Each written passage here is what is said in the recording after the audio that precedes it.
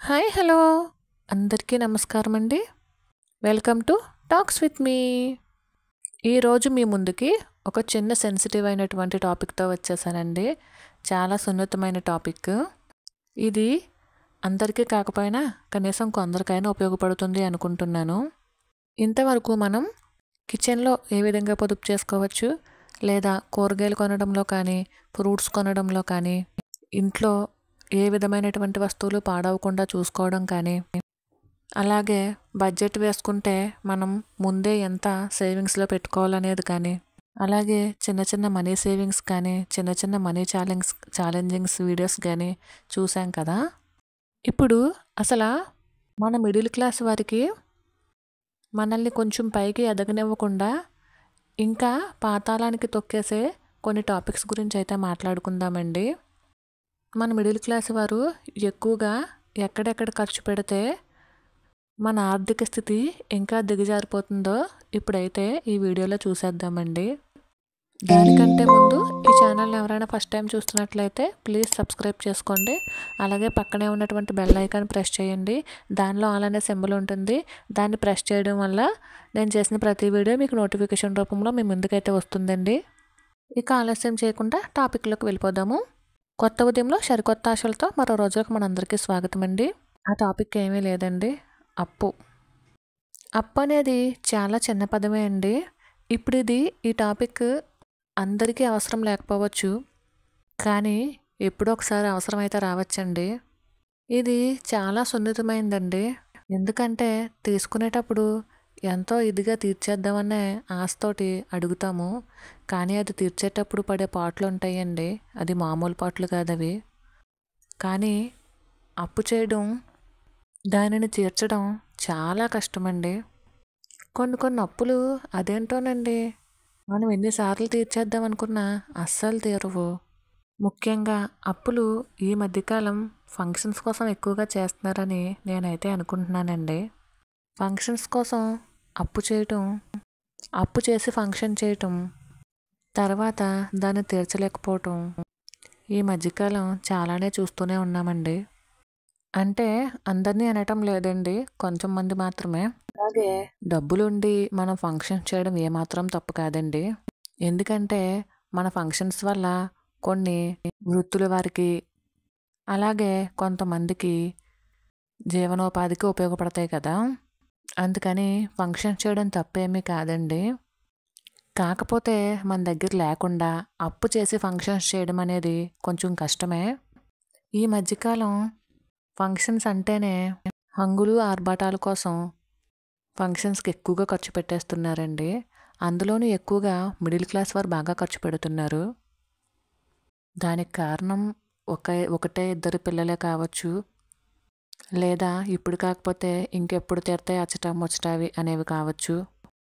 ఒక పిల్లే కదా, లేదా ఒక బాబే కదా, ఇప్పుడు కాకపోతే ఫంక్షన్స్ ఎప్పుడు చేస్తాము అనే ఉద్దేశం కావచ్చు. లేదా మనం ఆల్రెడీ వేరే వాళ్ళ ఫంక్షన్లకి పెళ్ళిళ్ళకి వెళ్ళి మనం ఆల్రెడీ వాళ్ళకి బంగారం కానీ, సిల్వర్ కానీ, మనీ కానీ పెట్టి ఉండాము, తిరిగి మళ్ళీ మనకి వాళ్ళు పెడతారు అన్న ఇది కానీ, ఇలా కారణం ఏదైనా కావచ్చండి. ఫంక్షన్స్ చేయడం తప్పు అని నేను అనట్లేదు. అప్పు చేసి అయితే మాత్రం ఫంక్షన్స్ చేయాలి అంటే కొంచెం ఆలోచించే చెయ్యాలి. అందులోకి ఫంక్షన్స్ అంటే ఎన్ని ఉంటాయండి. బట్టలు కొనాలి, గోల్డ్ తీసుకోవాలి, ఫోటోషూట్స్ ఉంటాయి, భోజనాలు ఉంటాయి, ఆ భోజనాల్లో ఎన్నో రకాల వెరైటీలు ఉంటాయి. ఇలా ఒకటేంటండి, చెప్పుకుంటూ పోతే చాలానే ఉంటాయి కదా. మన తాకతాకు మించి అప్పు చేసి ఫంక్షన్స్ కానీ చేస్తే దానికి వడ్డీ కట్టడానికే చాలా టైం అయితే సరిపోతుందండి. మన దగ్గర డబ్బులుండి ఫంక్షన్స్ చేయడం తప్పేమీ కాదు. ఎందుకంటే మన బంధువులు, మన మిత్రులు అందరూ కూడా అలాంటి ఫంక్షన్స్లోనే కలుస్తూ ఉంటాము ఈ బిజీ లైఫ్లో. అలాంటి ఫంక్షన్స్ చేయడం తప్పేమీ కాదు. కాకపోతే అప్పు చేసి చేయడం అనేది కొంచెం కష్టమే అండి. ఎందుకంటే నా కళ్ళతో నేను అప్పు చేసి ఫంక్షన్స్ చేసిన వాళ్ళు ఆర్థికంగా చాలా నష్టపోవడం చూశానండి. ఉదాహరణకి మా తాతగారు, ఆయన మా పిన్ని పెళ్ళికి 3,50,000 అయితే అప్పు చేశారు. 14 సంవత్సరాలు ఆయన దానికి వడ్డీనే కట్టుకుంటూ వచ్చారు. తరువాత సైట్ అయితే అమ్మేసి అప్పు అయితే తీర్చారండి. అదేంటోనండి కొన్నిసార్లు చేసినప్పుడు అస్సలు తీరవు. అలానే నా ఫ్రెండ్ వాళ్ళు కూడా వాళ్ళ అమ్మాయి మెచ్యూర్ ఫంక్షన్ ఒక 5 లక్షలు పెట్టి చాలా గ్రాండ్గా చేశారు. చేసిన 8 నెలలకే అప్పు చాలా ఎక్కువైపోయిందని, వడ్డీలు బాగా ఎక్కువ కడుతున్నామని, ఇలాంటి ఫంక్షన్స్ చేయకపోవడమే మంచిదని బాధపడుతూ ఉన్నారండి ఇప్పుడు. ఇంకా ఇప్పటికీ ఆ ఫంక్షన్స్కి వడ్డీలు అయితే కడుతూనే ఉన్నారు. ఆ ఫంక్షన్ చేసి 3 సంవత్సరాల పైనే అవుతుంది. కాబట్టి మన దగ్గర డబ్బులు ఉన్నప్పుడు ఫంక్షన్స్ చేసుకోవటం అస్సలు తప్పులేదు. మన చుట్టుపక్కల వాళ్ళు ఏదో అనుకుంటారని, ఒకరితే పెళ్ళి కదా లేదా ఒకడే బాబు కదా, ఫంక్షను పెళ్ళి గట్టిగా చేయకపోతే వాళ్ళు ఏదో అనుకుంటారని మనమైతే అప్పులు చేసి ఫంక్షన్లు అయితే చేయకపోవడమే మంచిదండి. ఫంక్షన్స్ అంటే కూడా చాలా రకాలే ఉన్నాయి కదా. ముఖ్యంగా పెళ్ళిళ్ళు, పుట్టినరోజు ఫంక్షన్లు, బారసాల ఫంక్షన్లు, శ్రీమంతాలు, పుష్పవతి ఫంక్షన్లు, ఇంకా పెళ్ళిళ్ళు అయితే చాలా రకాలే ఉన్నాయి కదండి. పసుపు దంచడం, మంగళ స్నానాలు, మెహందీ ఫంక్షన్, అప్పగింతలు, ఇలా ఒక్కటేంటండి అనుకుంటే చాలా ఫంక్షన్సే ఉంటూ ఉంటాయి కదా. అప్పు చేసి ఫంక్షన్ చేయడం కంటే కూడా మనం 1000 మందితో ఫంక్షన్ చేసుకుంటే కొంచెం అప్పు ఎక్కువ అవుతుంది. అదే 100 మందితో చేసుకుంటే మనం కొంచెం ఖర్చు తక్కువ పెట్టి తక్కువ అప్పుతో బయటపడచ్చండి. కొన్నిసార్లు అప్పే చేయనవసరం లేదు, 100 మందే కాబట్టి. ఏదో ఒక రకంగా మనం సేవింగ్ చేసుకునైనా సరే చిన్న ఫంక్షన్ అయితే చేయొచ్చు. అప్పుడు ఫంక్షన్ చేయలేదన్న లోటు వాళ్ళకి ఉండదు, అప్పు అయ్యిందన్న బాధ మనకి కూడా ఉండదు కదా. ఈ రోజుల్లో చాలామంది ఏంటంటే వాళ్ళు ఎంత గ్రాండ్గా చేశారు, లేదా వేరే వాళ్ళు అంత గ్రాండ్గా చేశారు, లేదా నా ఫ్రెండ్ ఎలా చేశాడు, వాళ్ళు ఎలా చేశారు అని చెప్పి వాళ్ళకి మించి ఎక్కువ చేయాలి అనే ఉద్దేశంతో చాలామంది ఫంక్షన్స్ అయితే చాలా గ్రాండ్గా చేసుకుంటున్నారు.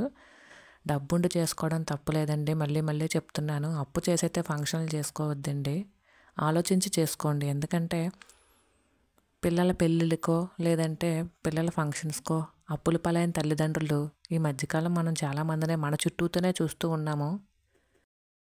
సరే అండి, ఇప్పుడైతే ఇవాళ టాపిక్ ఇదేనండి. దీని తర్వాత నుంచి వచ్చే వీడియోస్లో కొన్ని అప్పులు మనం అనుకోకుండా చేస్తూ ఉంటాం కదా, వాటిని ఏ విధంగా తీర్చుకోవచ్చో, ఏ విధంగా సేవింగ్స్ చేస్తే మనం ఎంత అప్పు తీర్చవచ్చో అనే వీడియోస్ మీ ముందుకు వస్తాయండి. ఈ వీడియోలోనే అప్పు ఎలా తీర్చాలనేది కూడా పెడదాం అనుకున్నాను, కానీ ఇప్పటికే చాలా లెంతీ అయిపోయింది.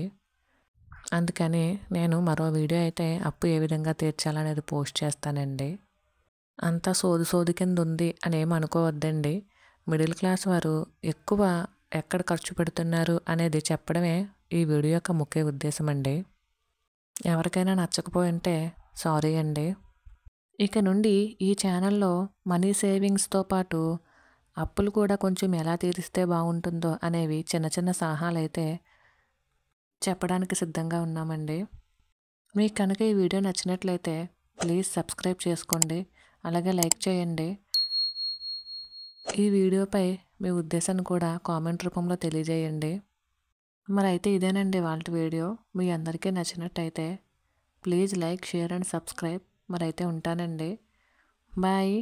Thank you for watching.